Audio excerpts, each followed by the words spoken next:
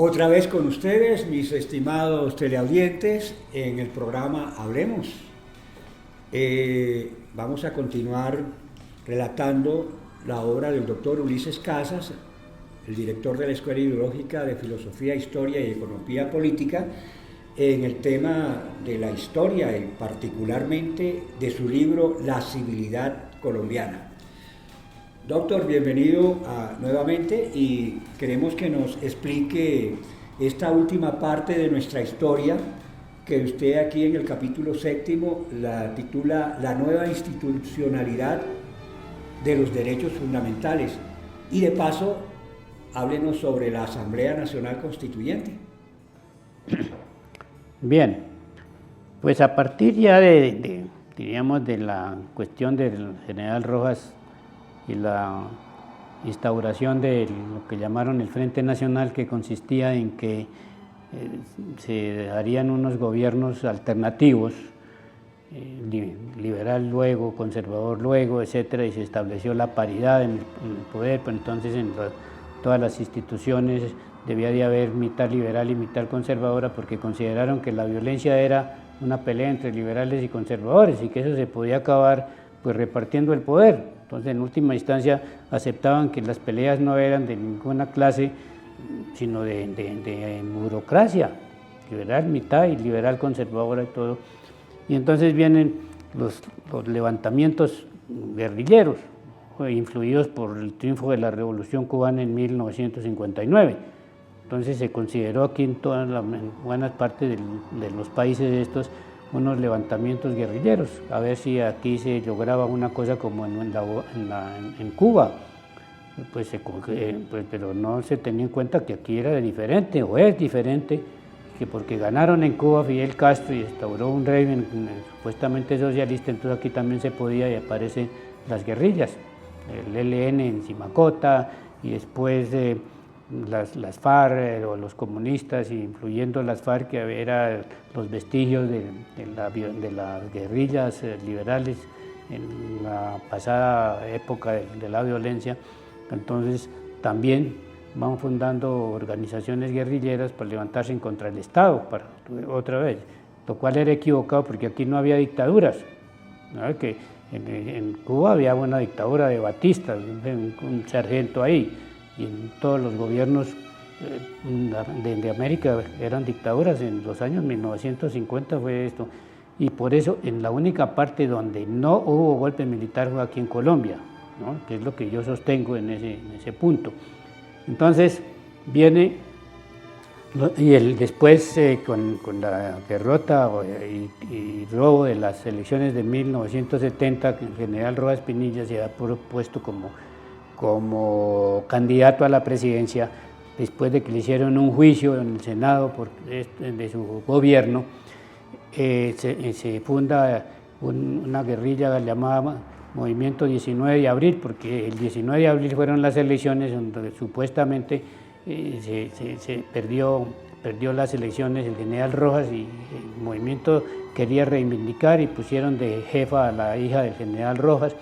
Y bien, entonces una situación también otra vez de enfrentamientos armados en las regiones, y para poner, digamos, freno a esa situación, entonces los gobiernos de Gaviria invita a un diálogo con el M-19 y entrega las armas, y se convoca una asamblea constituyente para, diríamos, avanzar en el respeto a los derechos humanos, para lograr la paz, que es y esa genera la Constitución de 1991, que es la vigente, pero llena de reformas, y aquí y allá, y estamos otra vez en una situación en que el gobierno de Santos pacta con las guerrillas de la FARC un proceso de paz, etcétera, y otros que ya no lo aceptan, y estamos ahí en esa situación, pero sigue rigiendo el régimen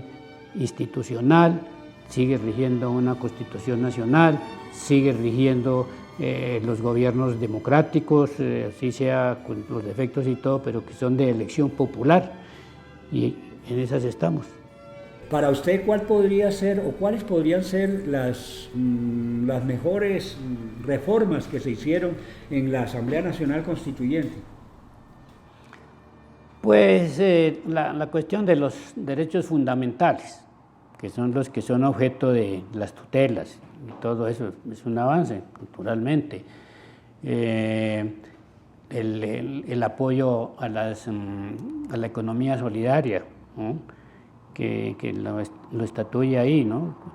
Y a través de leyes que fueron después dictadas como la 454 sobre la economía solidaria. Es importante, esa ley es importante, pero estamos llenos de leyes, es que hay muchísimas normas y hoy día los abogados que salen pues llevan en la cabeza un poco de leyes y los jueces no dan abasto porque hay más leyes y más acumulación de procesos y todas, entonces se ha creado, digamos, como una saturación, ¿no? Una saturación de normas y ha penetrado en el Poder Judicial la corrupción, porque llegara a que en este país hubiese una corte que tuviese magistrados corruptos que vendían y que compraban, que vendían las sentencias y los fallos, y que hubiese un fiscal anticorrupción que era el jefe de esa corrupción que en una oficina manejaba la compraventa de los fallos. Eso es terrible. Entonces, ¿de qué Estado estamos hablando?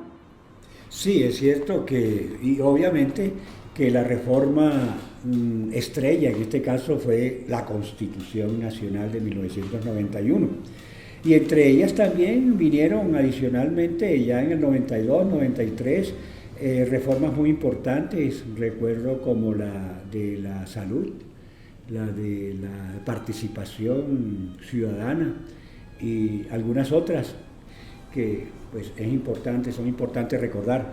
Aquí habla usted de los antecedentes y el contexto del surgimiento de la Constitución de 1991 y habla del Estado Social de Derecho y de los derechos fundamentales.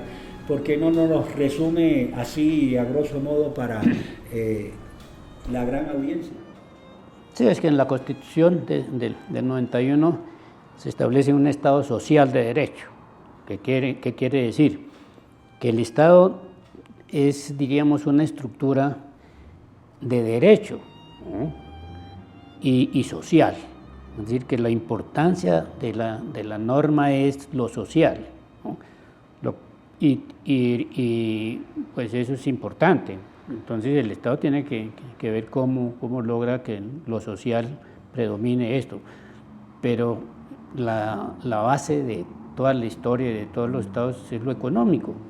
Entonces, mientras sigan existiendo la propiedad privada, pues habrá problemas, habrá dificultades, porque en la sociedad no se puede pasar con una ley, no se puede cambiar la estructura económica, ¿no? Es que la estructura económica, digamos, es el sustento del desarrollo social del país, ¿no? Del desarrollo económico, político, cultural, etcétera, etcétera. Entonces, volvemos a que si se oculta o se ignora que lo económico genera el resto de la institucionalidad, pues entonces se están dando palos en el efecto, ¿no? Y no en la causa. Entonces, volvemos otra vez a la cuestión filosófica de que el piso de todas las concepciones es lo económico, ¿no? Así se piensa de acuerdo a lo que se tiene o de acuerdo a lo que no se tiene. ¿Verdad? Que, digamos, la cuestión está ahí. Y lo que yo he propuesto es que las comunidades mismas solucionen sus problemas económicos, ¿no? Y generando y avanzando en la solución de los problemas económicos, pues se arregla la cuestión social, la cuestión intelectual, la cuestión ideológica. Sí, bueno, ya como para cerrar este capítulo, háblenos por favor de la Corte Constitucional, que me parece una institución muy importante para preservar esa Constitución que con mucho esfuerzo se consiguió a través como ya sabemos, de los acuerdos que incluyendo la participación de un grupo guerrillero como el M-19 para poder con los conservadores y los liberales llegar a esa magna carta y así pues que nos rijan unas nuevas normas, valga la redundancia, y en ese estado pues nos encontramos, pero desafortunadamente continúa la cultura de la violencia antes que la cultura de la paz. Sin embargo, todos tenemos que poner de nuestra parte a ver cómo sacamos adelante a nuestro país. Y en este sentido, la justicia es el pilar de todo ello. Y la Corte Constitucional, según representa esta justicia. Háblenos a ese respecto, doctor.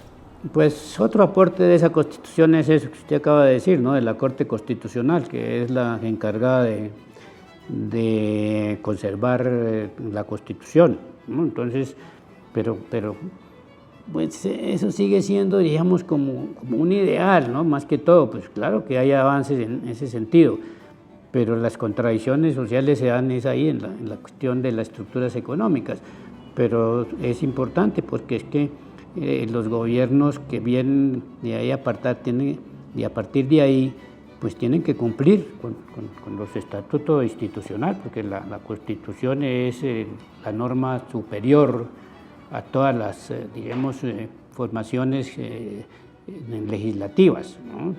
Entonces, toda ley tiene que cumplir con que está enmarcada dentro de la norma constitucional, ¿no? Porque es la pirámide jurídica, que arriba está la Constitución y ahí para abajo todo está sujeto a la norma constitucional. Y eso es lo que da la civilidad, eso es lo que significa la civilidad en nuestro país. Bueno, y hablando usted de civilidad, creo que ya es el momento de decirle a la audiencia que aquí cerramos casualmente el ciclo de la historia de nuestro país con el texto llamado La civilidad colombiana. Aquí en la última parte usted tiene una leyenda muy importante que resume casualmente ese contexto, ¿no? Dice: el mestizaje de los colombianos ha generado una historia particular que, sobre estructuras económicas de naturaleza semifeudal, al comienzo de su propia nacionalidad, ha impedido que se produzcan regímenes de tipo dictatorial militar, como sucedió con el resto de los países latinoamericanos, como generalidad. Entonces, doctor, muchísimas gracias, no solamente por habernos hecho claridad en este momento, sino por este texto tan valioso que lo recomiendo a todo quien quiera conocer la historia muy resumida y verdadera de nuestro país. Ya saben, como lo apreciarán, se llama La civilidad colombiana. Entonces, nos vemos en una próxima oportunidad, invitándolos a que continúen viendo este ciclo de programas que son muy interesantes para el conocimiento de la historia de nuestro país y, en fin, del acontecer filosófico, económico. Entonces, muy buenas para todos. Les habló J.R. Vélez en el programa Hablemos.